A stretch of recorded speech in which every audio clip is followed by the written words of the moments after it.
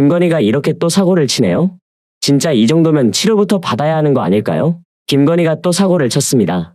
이제는 시장 문화와 물가도 모르는 건지 아니면 원래부터 그런 것조차 모르던 사람인지 알 수가 없습니다. 공식 일정만 보면 윤석열 못지않죠? 윤석열이 대구 칠성시장을 방문하는 동안 김건희는 전남 순천의 전통시장인 아랫장 시장을 방문했습니다. 수산물, 국거리, 채소 등으로 장을 보고 지역 민심을 청취했다고 하는데 대통령이나 국회의원 후보들이 하는 걸 또 했다는 것이죠. 가만히 앉아서 본인을 둘러싸고 있는 의혹들을 해결하는 데에 집중해도 모자랄 텐데 이렇게 한결같이 뻔뻔한 태도를 유지하는 것도 대단하다고 봅니다. 그런데 꼬리가 길면 밟힌다고 하죠? 결국은 사고를 쳤습니다. 얼마죠? 네, 이제 민어는요 한 마리 10,000원인데 6마리 5만원이고요. 서대는 이제 3만원. 네, 다 있어요? 네. 이제 5만원, 3만원. 5만원, 3만원? 네. 그러면 10만원이죠? 아니 1만원. 네. 계산은 정확히 해야 됩니다. 네, 계산. 됐습니다, 선생님. 감사합니다. 김건희가 수산물의 웃돈을 얹어 구매하려 했다가 상인의 칼 계산에 물러서는 장면이 연출된 건데요. 5만원, 3만원 다 해서 8만원짜리인 물건을 10만원이라며 2만원을 더 얹어서 건넸는데 그러자 상인은 바로 거절합니다. 그러면서 계산은 정확해야 한다면서 8만원만 받았습니다. 이런 게 뉴스거리가 되는 것도 웃기고 몇천 원도 아니고 2만원이나 웃돈을 주고 구매하려 한다는 발상도 굉장히 재밌습니다. 시장 문화라는 게 그렇습니다.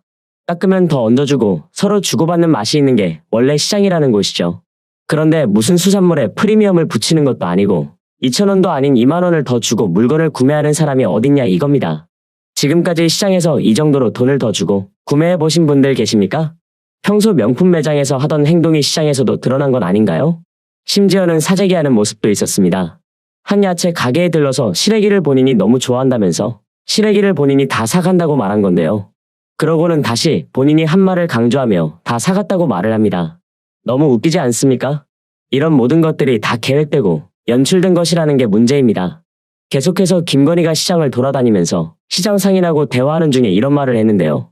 경기가 많이 안 좋으냐? 제가 많이 팔 수 있도록 해드려야 한다. 진짜로 그런 마음이 있다면 지금 당장 돌아가서 대통령한테 직접 이야기해야 합니다.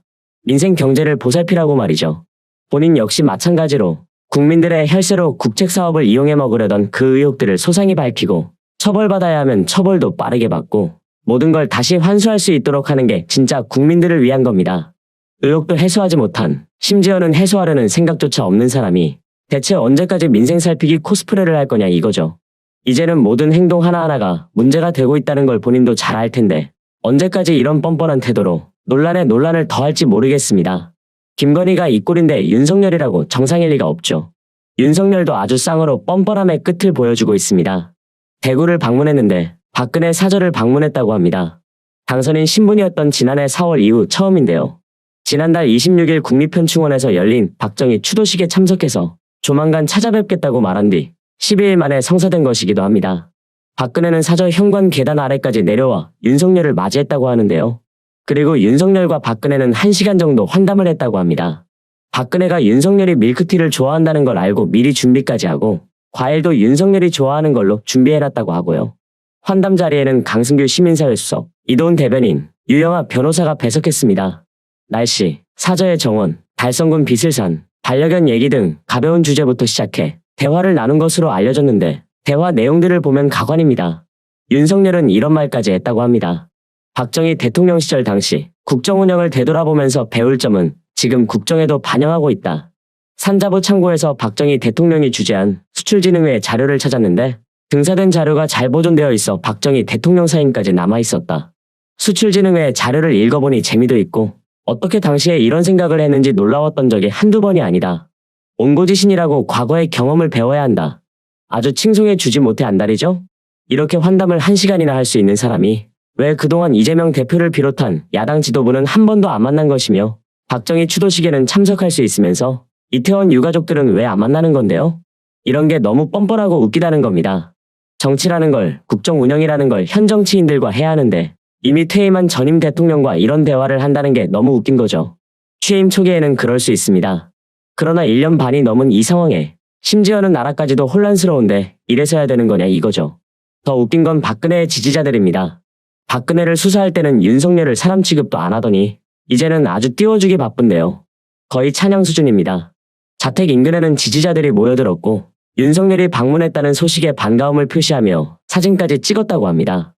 지지자 중 한 사람은 오늘 윤석열 대통령이 대구 온다는 이야기는 들었지만 여기까지 올 줄은 몰랐다. 두 분이 이렇게 만나는 모습을 보니 너무 아름답다면서 눈물까지 흘렸다고 합니다. 이 사람들 도대체 기억력이 어디까지인지 모르겠습니다.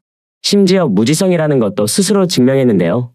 최근 윤석열 지지율이 너무 낮다는 지적이 있자 우리는 가짜 여론조사는 믿지 않는다. 우리 주변에는 윤 대통령이 너무 잘하고 있다는 이야기를 많이 한다.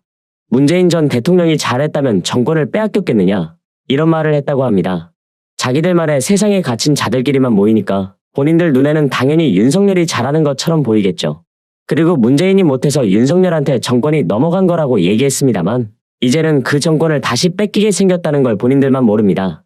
현 정부가 과거 본인들이 했던 말을 끊임없이 뒤집는 것만 봐도 그 위기는 아주 잘 보여지고 있는데 이걸 모른다는 거죠. 왜 나라가 이 모양인지 이제 감이 오시나요? 이런 무지성 지지자들이 무식한 사람들을 지지해주고 무식한 신념으로 끝까지 지지를 해주니 나라가 현재 이 모양 이 꼴이 된 겁니다. 이런 건 사이비 종교 집단에서나 용인되는 것이지 한 나라의 국정 운영을 하는 사람들한테는 올바른 기준과 잣대가 아니라는 말입니다. 지금 윤석열은 아주 마음 편히 식사하고 산책도 하고 있는 와중에 국민들 민생과 국회 상황은 아주 아수라장입니다. KBS 사장 후보자의 국회 인사청문회가 야당 의원들의 단체 퇴장으로 파행을 빚고 있는데 그 배경이 황당할 따름입니다. 장제원이 고민정 의원의 신상 발언 요청을 제지하면서 다툼이 벌어졌고 야당 의원들은 위원장은 청문회 운영 자격이 없다면서 단체 퇴장했습니다. 파행의 발단은 신상 발언을 두고 벌어진 장제원과 고민정 의원 간의 논쟁이었는데요. 고민정 의원은 자신의 질의 순서가 되자 먼저 신상 발언을 요청했습니다. 요청한 이유도 뚜렷합니다. 박민 후보자가 고 의원이 제기한 청탁금지법 위반 의혹에 근거 없는 허위 주장이라고 나를 세웠던 것과 관련해 청문위원으로서 짚고 넘어가려던 취지였습니다. 신상 발언이 충분히 필요한 사안이었던 거죠. 그런데 여기서 장제원은 신상 발언이라는 것은 의원님들과 관계에서 신상 발언을 하는 것이라면서 요청을 받아들이지 않았습니다. 거듭 요청했는데도 질의응답을 하라고만 할 뿐 신상 발언 요청을 들어주지 않았죠. 장제원은 그럼에도 모든 의원님들이 신상 발언을 하겠다고 하면 어떻게 하나 질의응답에 녹여내시라고 지시했고 야당 의원들이 이에 문제제기를 하면서 파행으로 이어진 겁니다. 장제원은 대놓고 박민 후보자를 옹호해줬습니다.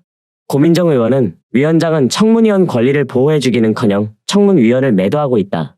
굉장히 유감을 표하고 위원장 자격이 없다고 생각한다. 인사청문을 더 이상 진행할 수 없다. 자료가 있어야 진행할 수 있기 때문에 나머지 시간은 나중에 주든지 말든지 알아서 하시라면서 퇴장했습니다. 그 뒤의 일도 아주 황당합니다. 야당 의원이 단체 퇴장하자 여당 의원들에게 연이어 질의 시간을 주면서 청문회를 강행한 겁니다. 회의 진행을 두고 무소속 박완주 의원과도 다툼이 벌어졌습니다. 박완주 의원의 주장을 들어보면 이렇습니다. 원만한 운영을 위해 충분한 의사진행, 신상 발언 기회를 주는 건 오래된 관행이다. 야당 의원들이 나가고 곧바로 여당 의원 세 분께 주신 것은 누가 보더라도 공정하지 않다. 이렇게 말했습니다. 그리고 박 의원의 마이크가 꺼지면서 추가 시간을 요청했는데 장제원은 안 된다며 거부해버립니다. 누가 봐도 공정하지 않은 사안 아닙니까? 여당도 난리입니다. 이뇨한 국민의힘 혁신위원장이 당 지도부와 중진, 친윤 의원 등 주류를 겨냥해 총선에 불출마하거나 수도권 험지 출마를 공개 요구한 바 있는데 김기현이 의미심장한 발언을 했죠? 향후 정치 행보와 관련해 측근들에게 국회의원으로서 가질 수 있는 큰 영광은 다 잃었다고 말했다고 합니다. 울산 남구우리 지역구인 사선 의원인데 이제는 그만둘 거라는 걸 시사하는 것인지 모르겠습니다. 양심 있다면 내려와서 처벌받을 건 받고 해야 하는 거 아니겠습니까?